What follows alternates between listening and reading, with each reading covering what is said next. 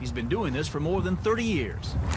Just how fast? Well, thanks to slow motion, we're able to time his draws to less than 0.2 of a second.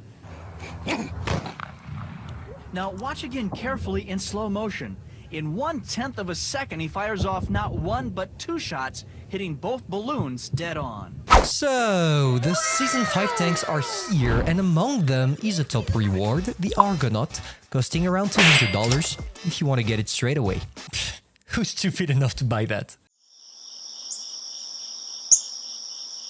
Well, I really need to reevaluate my life choices. Bonjour everyone, Pantoufleee here today for a new biased review in which I give you my opinion on a certain tank, opinion based on my game experience, for you to know if yes or no you want to acquire it. Today guys, we dive into something really interesting, the Argonaut, a tier 9 Blitz Nation tank destroyer, or as I like to call it, the Blue Donuts. Introduced by Wargaming for Season 5 the 1st of October 2024, they advertised it as something featuring an amazing gun, probably one of the greatest of its tier, combined with a good mobility and no armor. Basically, a tier 9 Grill 15. Unfortunately, it's the kind of tank looking awesome on paper, but extremely difficult to make it work on the battlefield. Let's find out why through the statistics. I'm not going to make that too long because all this tank is about is its gun. Crazy DPM at nearly 3,500, a bad gun depression that will hurt you considering that the tank is really big, and little to no gun side angle. Basically, the bet is all on the gun and you finding the perfect position to use it. For the other statistics, your top speed is really good, going at around 40 km per hour on the battlefield, and your armor is quite trollish, as you will see pretty soon. We didn't penetrate their armor. We lost the trap. Yes, you do have an armor that will get on the nerves of your opponents, but there is something that will get you on your nerves as well, aka the gun, because it's either I'm the unluckiest person ever, or it just sucks. Take a look.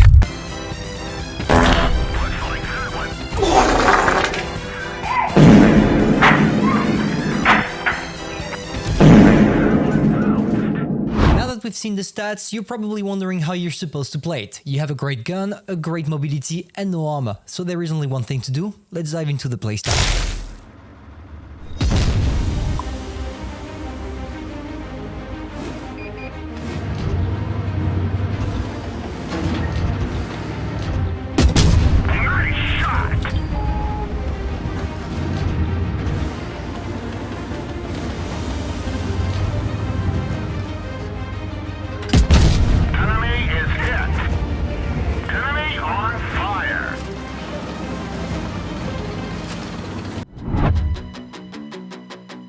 Regarding the replay, we do have the pleasure of playing on one of my favorite maps, aka Port Bay. And there is something very specific you need to understand about this tank that we saw 30 seconds ago. You need to camp. You do not have a good enough gun depression to be able to play actively. You do not have a good armor that allows you to bounce things. The only thing you're equipped with is a gun, and therefore you need to be supportive toward your teammates. And how do you do that? By camping. So what we are going to do here is a little bit special, because obviously I could have shown you an ace tanker where I was just, you know, hiding in my bush, not doing anything, but I thought that it would not necessarily be interesting. And to be honest, do you really need to watch a review of a tank where you just need to camp? I don't think so. So what we're going to do instead is showing you how you can play actively with the tank, being at the front line without taking too many risks. So basically what we're doing here is we are following the main forces composing our team.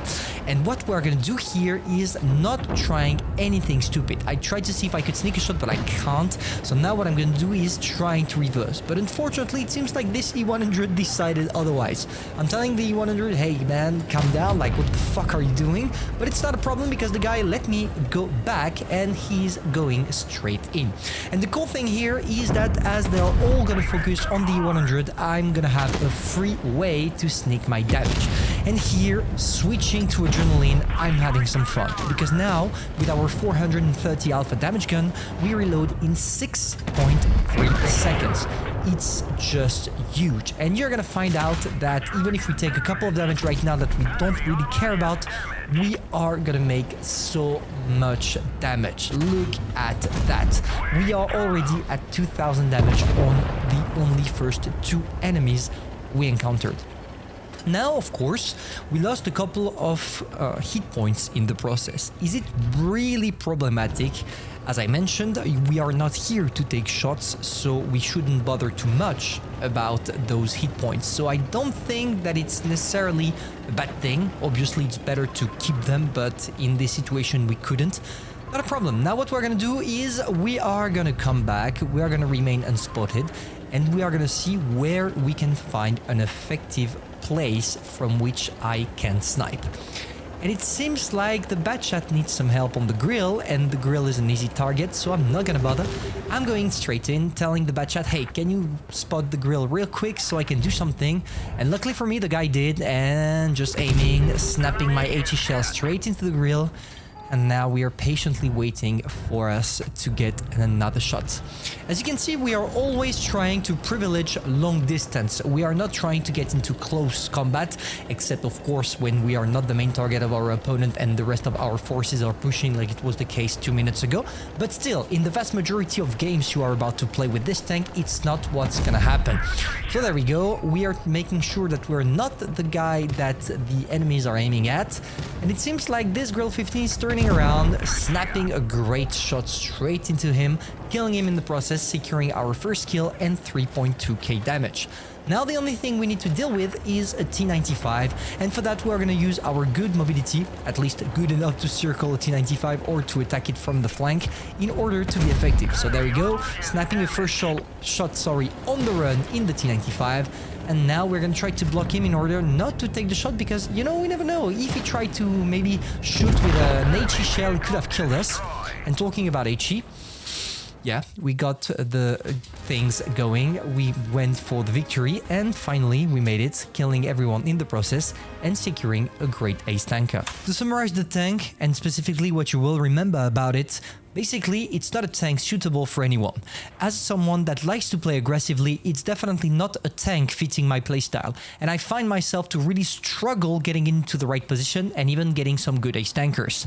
Basically, it's the kind of tank that is suitable for anyone that loves camping, and if you do, you definitely want to get that tank in your garage because it's gonna be hilarious for you.